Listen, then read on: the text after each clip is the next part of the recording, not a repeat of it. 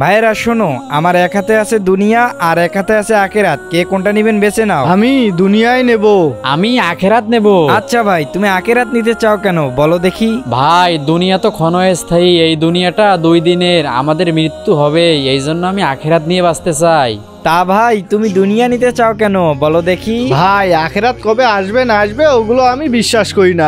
দুনিয়াতে থাকবো, টাকা পয়সা ইনকাম করবো, আরামসে খাবো দাবো, ঘুরবো ফিরবো, এনজয় করবো। আচ্ছা ঠিক আছে, তোরা কাজ শেষে আমার সাথে দেখা করিও। ঠিক আছে ভাই, আসসালামু আলাইকুম। ওয়ালাইকুম আসসালাম।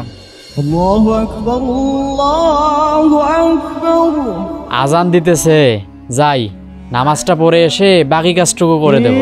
নতুন নামাজি হয়েছে, মাত্র একটা মসজিদে আজান দিচ্ছে, তাতে নামাজে যাচ্ছে। আমি কি এখানে একা কাজ করব?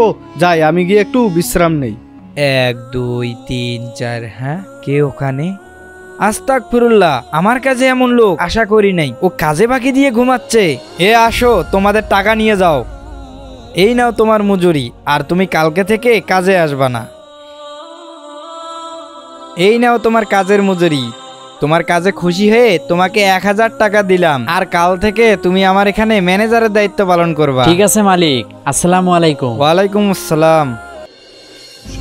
ভাই আসসালামু আলাইকুম। ওয়ালাইকুম আসসালাম। আমাদের কাজ শেষ করে আপনি ডাকছিলেন, কি বলবেন বলেন। আচ্ছা শোনো, আজকে তোমাদের সাথে সারাদিন কি কি ঘটেছে আমাকে খুলে বলো। ভাই আমি আজকে সারাদিন কাজ করেছি, আর নামাজের সময় নামাজ পড়েছি।